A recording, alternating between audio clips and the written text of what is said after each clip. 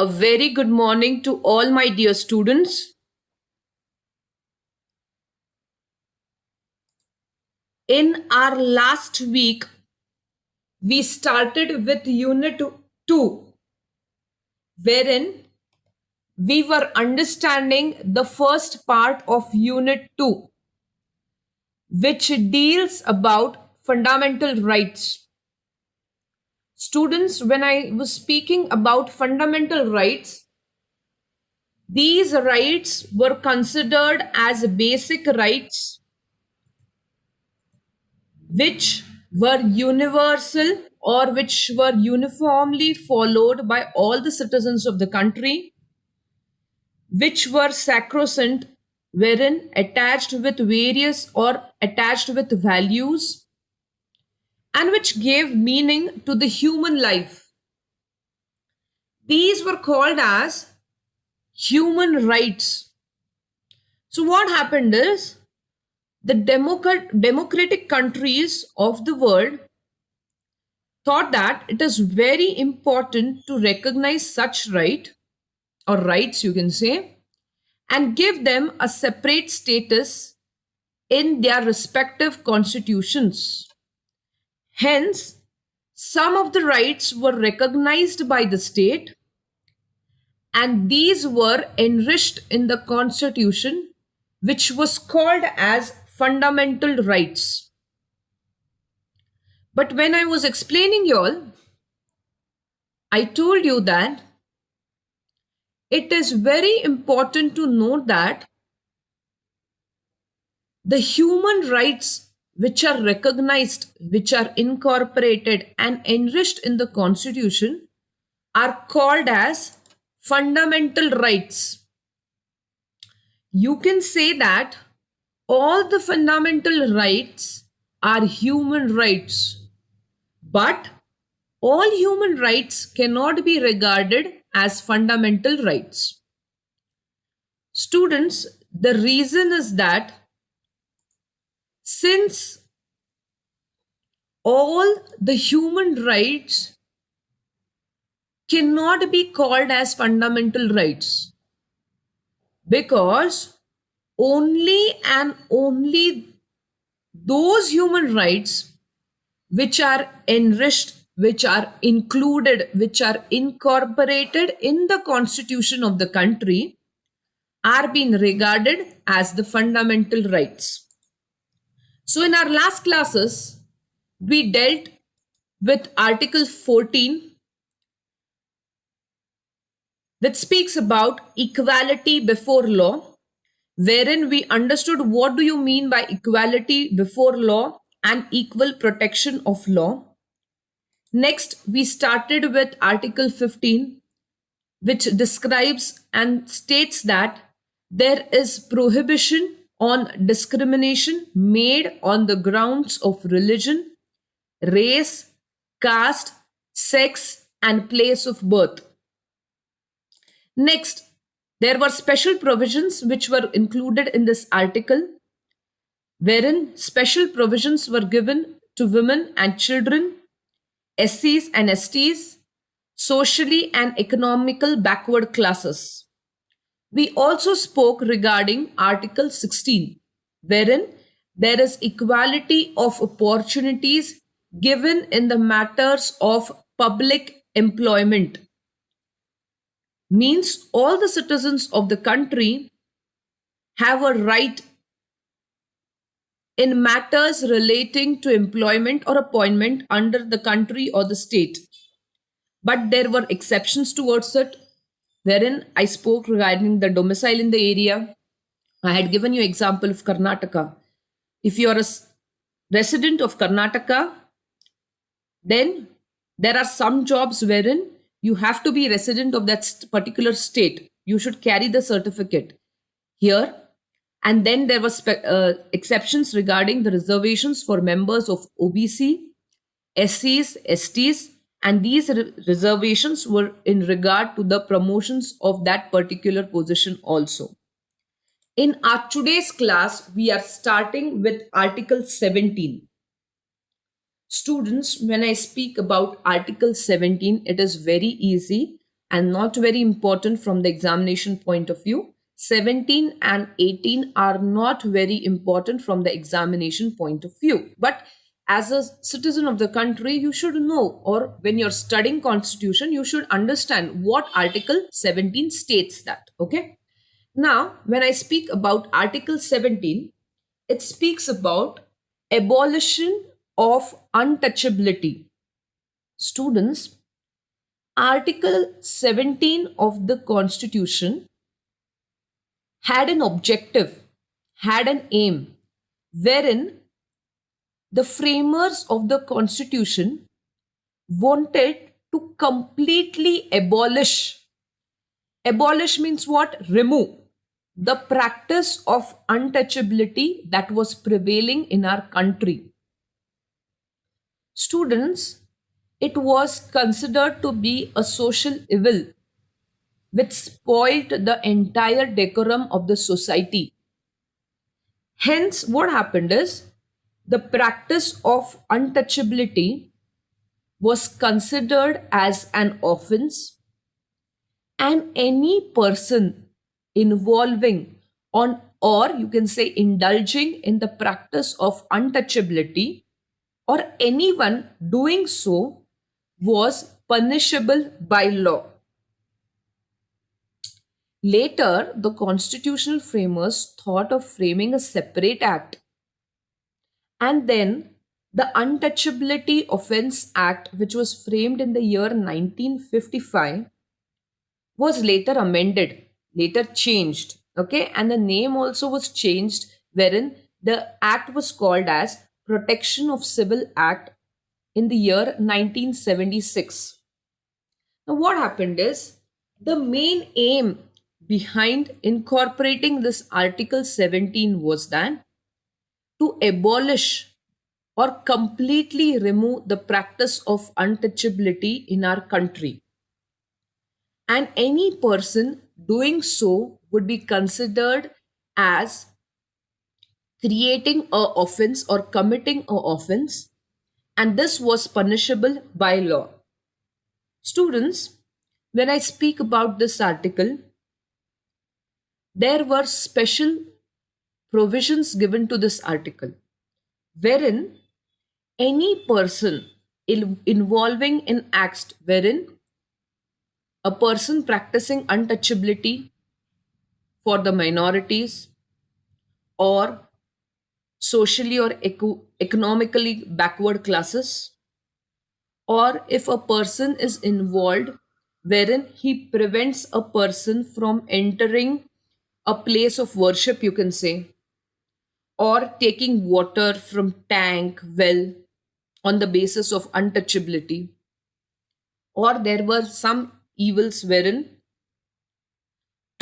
people used to insult the members of scheduled caste, scheduled tribes, and they would insult on the ground of untouchability. There were evils wherein people used to refuse to admit the persons or citizens of our own country in the hospitals. Or I can give you one more example wherein people used to refuse to sell goods and commodities on the basis of untouchability. There were n number of social evils which were prevailing during those times. Hence, the constitutional framers thought of incorporating Article 17, wherein they decided that any person involving in such activity, wherein he himself is doing or creating a offense of untouchability, could be punishable by law.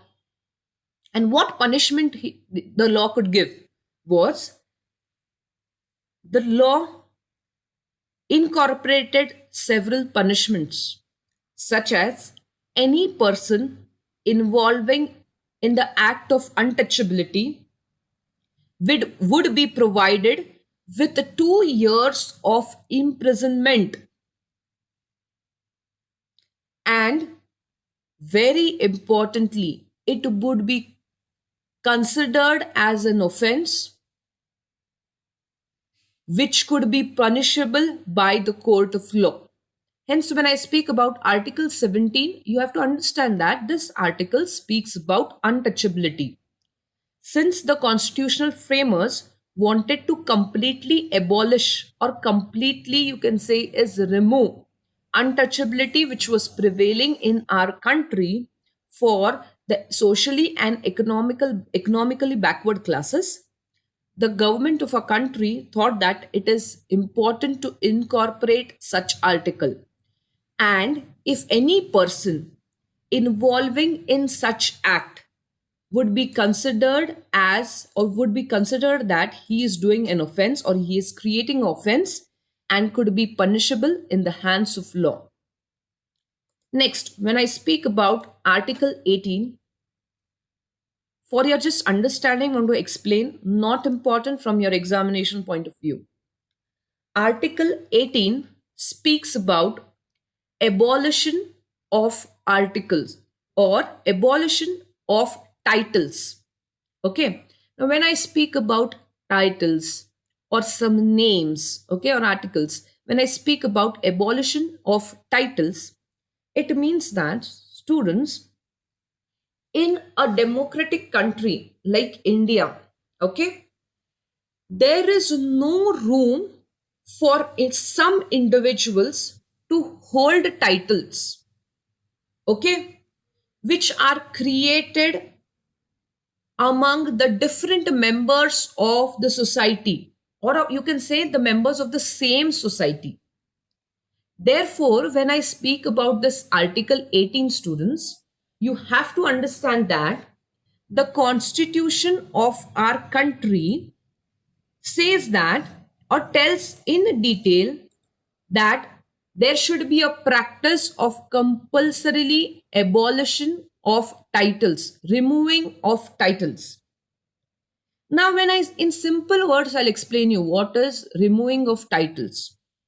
Now, this Article 18 of the Constitution prohibits our country from conferring or from giving special titles, special names to any citizen of the country. Because our country states that there should not be favoritism, there should not be special privilege given to any citizen of the country. And hence, what happens is, when I speak about Article 18, specially this article states that the citizens of our country cannot accept any titles or any names given from the other countries, that is outside countries. See, what happened is, I'll tell you the reason behind this. Earlier, during the British government gave special class or special names or special titles to a certain group of people, such as they were called as Rai Bahadurs, Khan Bahadurs, etc. These titles were given to a class or a group of people by the British government. So, when our country got independence, our country focused on Article 14, which stated that there should be equality before law. There should be no separate status given to any citizens of the country. Hence, this Article 18 was incorporated with a view to abolish the titles which were given by the British governments. No citizen of our country could accept any titles given from outsiders or from the outside countries. All citizens in our country are regarded as equal in eyes of law. Any person cannot accept any titles given from foreign state. Okay, now we'll move to the next article, which speaks about Article 19, which deals completely regarding the right of a freedom. Students, this article is very, very important from your examination point of view. I'm stressing again. Article 19 is very important from your end semester examination, wherein they will ask you to write the six rights under Article 19. Students, these are the six rights: one, two, three, four, five, six. You have to explain, you have to write the title of each right, and you have to explain at least in 2 to 3 lines accordingly. You can write it in your own words, but this heading should be compulsorily maintained and be written. Okay.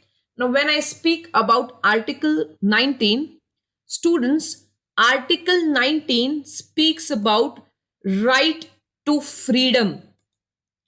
Now, students, when before starting with all the six rights, just I'll give you an introduction.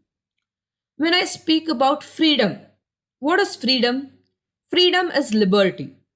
So when I speak about freedom, if I speak about liberty, it is considered as one of the most important, most fundamental of all the rights. And this Article 19 is considered as one of the most important, which consists of six different freedoms given under Article 19. So, whenever I speak about Article 19, you have to mention all the six freedoms given under Article 19. Actually, there were, when this constitutional framers had incorporated this article, there were seven freedoms. The seventh freedom spoke about right to acquire, hold, and dispose of property. But what happened is this freedom was omitted. Omitted means removed by the way of amendment. Amendment means change. And this left only six freedoms under Article 19. So, when I speak about Article 19, you have to mention all the six freedoms given under Article 19.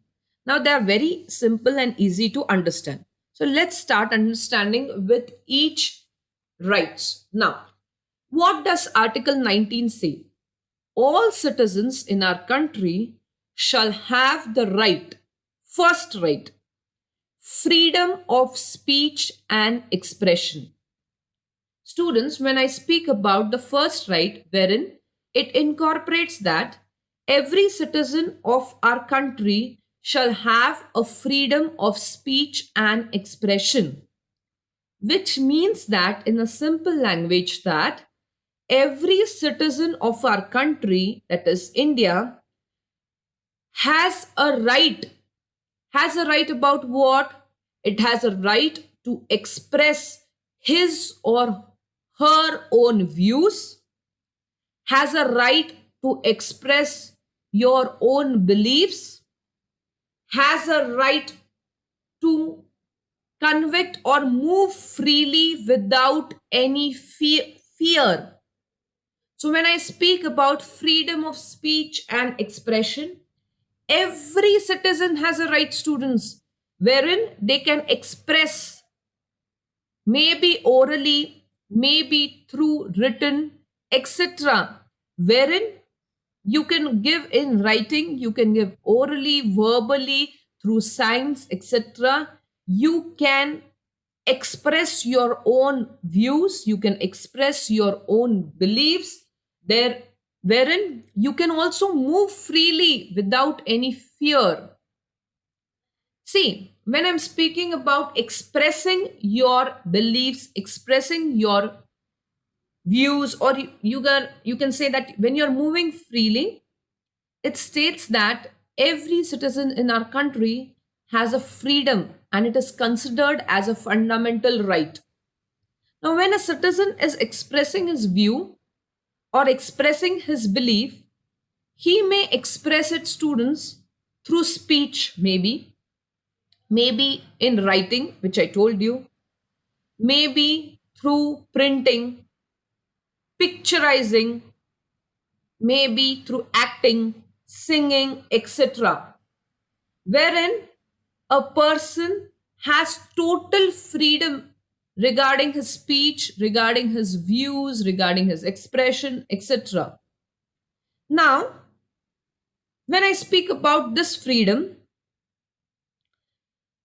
this freedom also includes, students, the freedom to express not only one's own view, but you can say that you can also express the view given by others, or you can express the view of others.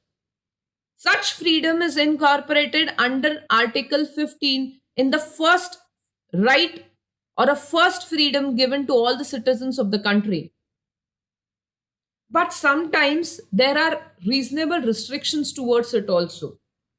When it is a matter of security, or you can say when there is a matter of public order, when there is some sort of relationship with the foreign countries, when defamation, when you cannot express or let down the name of others, wherein there are matters regarding the supremacy, sovereignty, integrity, and unity of the nation. You cannot speak anyhow, or you cannot express your views according to your own wish and will. There are several restrictions regarding the security of the country, regarding the sovereignty, regarding the integrity of the country. But when I speak about Article 19 regarding freedom of speech and expression, every citizen in our country has a right to express his or her own views, express their beliefs, and move freely without fear. Next, freedom, which speaks about freedom to assemble. Now, when I speak about this right, students, that states there is a right which is conferred to the citizens of the country to wherein a citizen has a freedom to assemble, which states that, students, the constitution of our country guarantees every citizen, okay, what it guarantees, it guarantees the right to assemble peacefully and without arms, very importantly. Now, when I speak about this freedom, right to assemble means what? When I speak about right to assemble, or when I speak about freedom to assemble, in simple language, it means that right, you as a citizen of a country, you have a right to hold meetings, you have a right for processions, you have a right of association of people, wherein you will have a right conferred, wherein you will have a right for freedom of speech also, and freedom of assembly also, wherein freedom of speech and freedom to assemble goes hand in hand. But when I speak about freedom to assemble means what? Freedom to assemble means freedom of association of people, wherein you can associate people, you can hold meetings, you can hold processions, nobody will stop you. Okay, but there are restrictions towards it.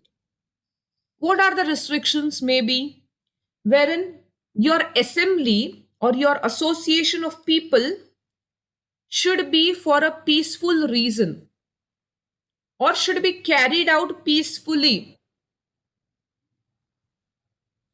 Then, whenever you're associating with people, it should be without arms. Very, very important.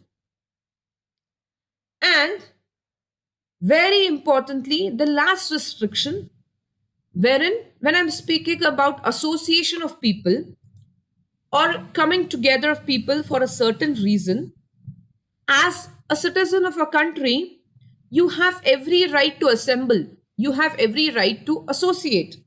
But sometimes, if it is hindering the sovereignty or integrity or unity of a country, then the country may impose certain restrictions. But when I speak about freedom to assemble, every citizen in our country has a right to assemble, associate, wherein your freedom of speech also goes in hand. Nobody can stop you. As a citizen, you can hold meetings, you can hold demonstrations, you can hold processions, etc. You have every right to do so. Next, freedom, which speaks in hand with this freedom, wherein freedom to form associations or unions.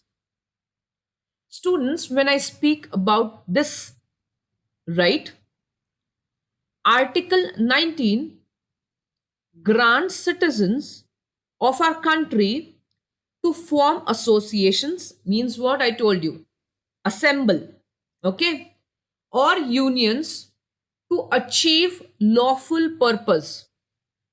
Now, students, you must already being or you already know what are unions, okay?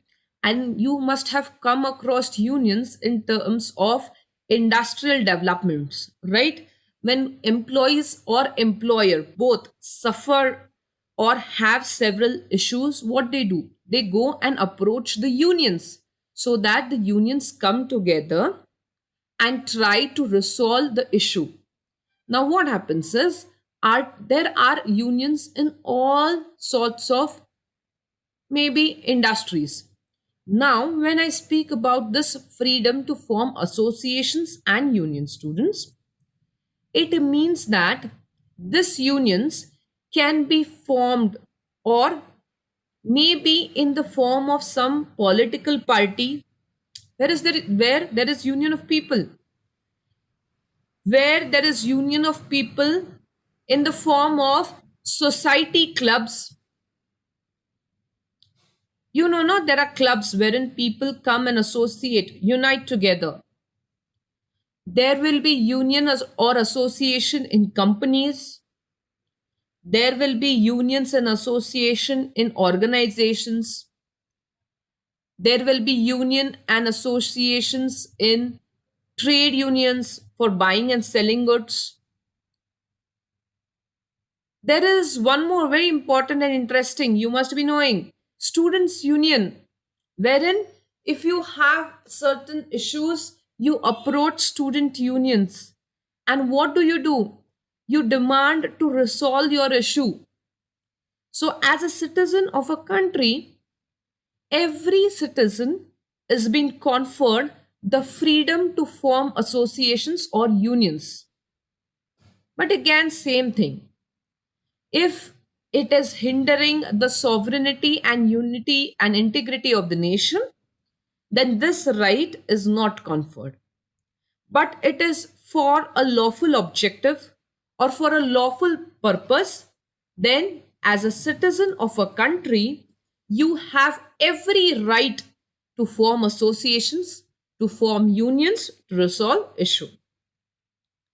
Next, when I speak about freedom to move freely throughout the territory of India, very easy.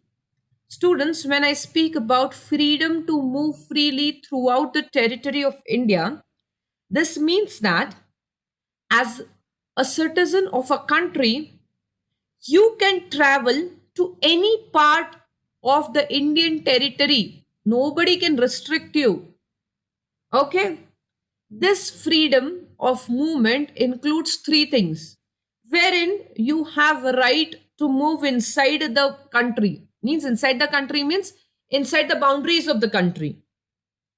You have a right to move outside the country. If you want to go outside the country for some specific reason, maybe you want to visit it, okay, as a part of your entertainment zone, or you're going for some specific reason, or maybe reason in the form of work, etc. For some other reason, you're moving outside the territory of the country, no person can restrict you. You have a right to come back to your own country also as a citizen of a country. Hence, when I speak about this right, very importantly, students, you should understand that every citizen in our country has a right to move throughout the country. You can go from Karnataka to Maharashtra, Maharashtra to any other state. No person or no association or no other authority can restrict you. You have a total freedom of movement to move from one place to the another place. Next, when I speak about freedom to reside and settle in any part of the territory of India, students, the title itself tells you all the citizens in our country have the right to reside. Reside means stay, settle permanently in any part of the territory they wish and they like. Wherein, when I speak about this freedom is conferred to the citizen of the country wherein there are no restrictions imposed, and you, as a citizen of the country, can reside for a short period, long period, medium term period, etc. If you want, you can settle permanently. You can move from one part of the country to the other part of the country anytime, anywhere. This is a special provision or a special right wherein an individual is conferred and given a freedom to reside and settle in any part of the country they wish. Okay? But it should be within the territory of India because you are a citizen of our own country. The last right speaks about freedom to practice any profession or to carry out any occupation, trade, and business. Students, when I speak about Article 19, it states that every citizen in our country has the right to practice any profession they want or to carry out any occupation, to carry out any sort of trade or involve in any business activities. This means that when I speak about carrying business activity, the right to carry out a business and activity, students, includes the right to choose any type of business at any time, and the owner has the absolute right. No one will restrict you. Students, when I speak about a right which is given by by the framers of the constitution, wherein as a citizen of the country you have a right to practice any profession, any occupation, or any trade, you as a citizen have every right to choose it by your own self. And once you choose it, you also have a right to carry it, and nobody can stop you from doing this. But when I speak about carrying the practice of any profession, or you can say carrying the practice of any occupation, students, now example, when I'm speaking about a profession, okay, now a person who wishes to be a lawyer and wants to practice in the court of law, there are certain restrictions wherein he should have that specific degree to carry out the profession. Maybe he has to compulsorily pass a degree called as LLB. Now, when I speak about profession, it carries restrictions in terms of degrees involved. But when I speak about occupation, trade, or business, or specifically about trade and business, any person wish to carry any sort of business at any point of time, it is only and only according to the wish and will of the owner, and he can choose it at any point of time. And hence, the constitutional framers have given complete freedom to each and every citizen to carry out any profession according occupation, profession, trade and business according to the wish and will of people. So students, when I speak about this article 19, I have explained you all slowly wherein you should understand what this article 19 states. That Article 19 is very important from your examination point of view, which completely speaks about freedom, wherein there are six special rights under Article 19. You have to mention this title, explain in your own words. When I speak about, just to give you a glimpse of the class, when I speak about Article 19, it gives a special freedom to each and every citizen, wherein there is a freedom of speech and expression. A citizen can express his or her own views, beliefs, etc. in whichever mode, maybe in writing, picturizing, printing, acting, etc. They have a right to move freely. When I speak about freedom to assemble, the constitution of our country confers special rights wherein you can have association, you can have assembly of people, you can carry out processions, you can carry out demonstrations, but it should be without arms. Very importantly, because it should be for a peaceful reason, for some objective, lawful objective. Next, when I speak about freedom to form associations and unions, as a citizen of a country, you have every right to form unions, maybe in the form of political parties, societies, clubs, etc., trade unions, students' unions. But this should be carried out only and only for a lawful reason. Next, when I speak about freedom to move freely throughout the territory of India, it means that as a citizen of the country, you have complete right to move inside the territory of India. You can go outside the territory of India. You can come back anytime according to your wish and will. Nobody can restrict you. When I speak about the fifth right or freedom, which states that freedom to reside and settle in any part of the country. Nobody can restrict you in terms of settlement or when you aim or have objective to reside in any part of the country. Next, as a citizen of a country, you have every right to practice any profession with some legal additions to it in terms of degrees. You have a right to carry out any occupation, trade, and business. Okay, this is a very important article from your examination point of view. Repeating it again, you have to mention the titles and then explain it in your own words. Next, when I speak about Article 20, students, when I speak about Article 20, it gives protection in respect of conviction of offenses.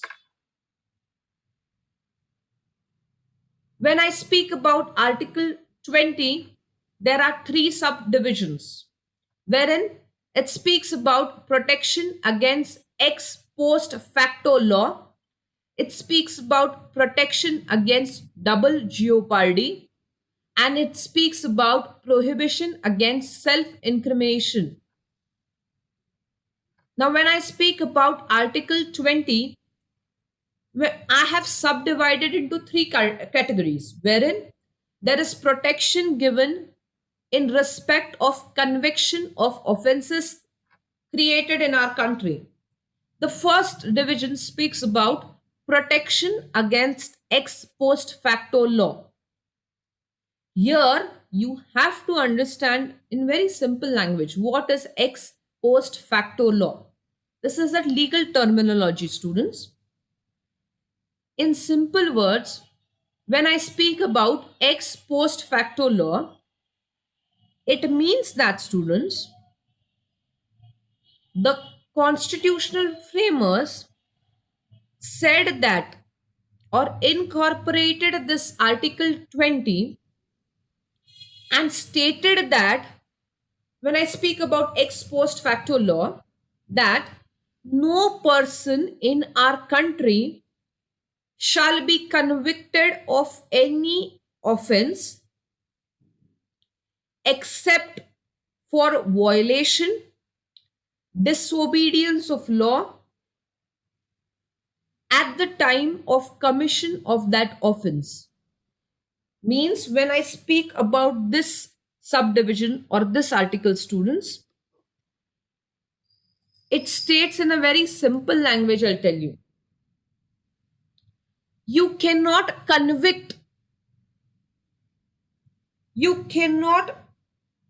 convict any person saying that he or she has committed a offense unless and until that person has not obeyed the law which is in force, or he has violated the rules. Any person who violates the rules, who violates the rights, who violates the laws, is being considered as offensive person unless and until it has been proved that the person is being committed an offense. No person shall be said that he is being convicted of an offense. Very simple language I've explained you all. Once more I will explain you all what is the meaning of ex post facto law.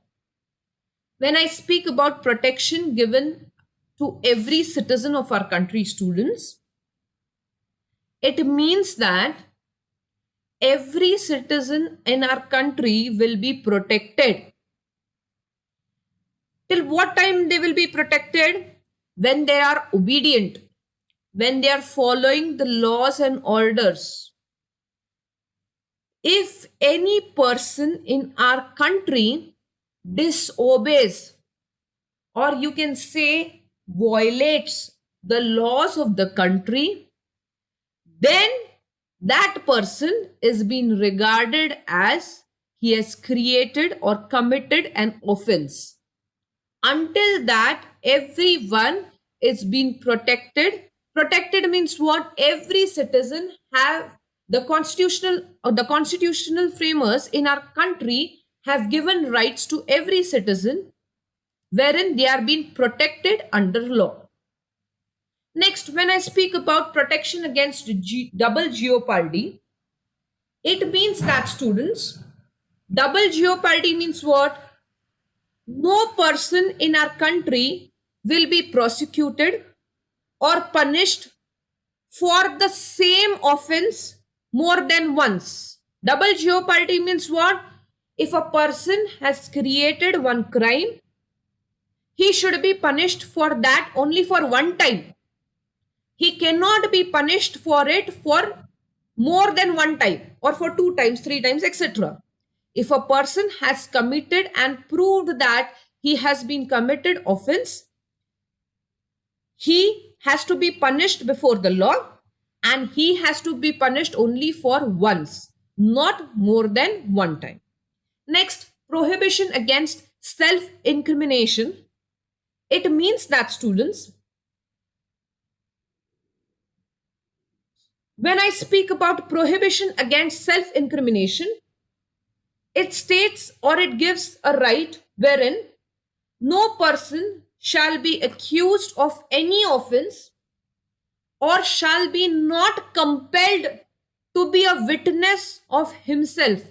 No law can compel you, no law can make it compulsorily or compulsion. And students, very importantly, you should understand that No one shall be forced to give witness against someone, because an accused in our country is presumed to be innocent. He is presumed to be innocent until and unless the guilt is being proved. Once the guilt has been proved, then he is said to be committed an offense. So when I speak about Article 20, it speaks about ex post facto law, wherein it says that any person who has not followed or disobeyed the law is being considered as offensive person, and until that he is being protected by law. Double jeopardy means what? A person cannot be punished for the same act for more than once. Once he gets punishment, he'll not be liable for the same punishment for the next time. Next, when I speak about prohibition about self incrimination, all are treated as innocent before the guilt is being proved. Once the guilt is being proved, then he is considered to be an offensive person. In our next class, we are starting with Article 21. This article is not very important from your examination point of view. Okay? Thank you. Have a good day. With this, I end my today's class.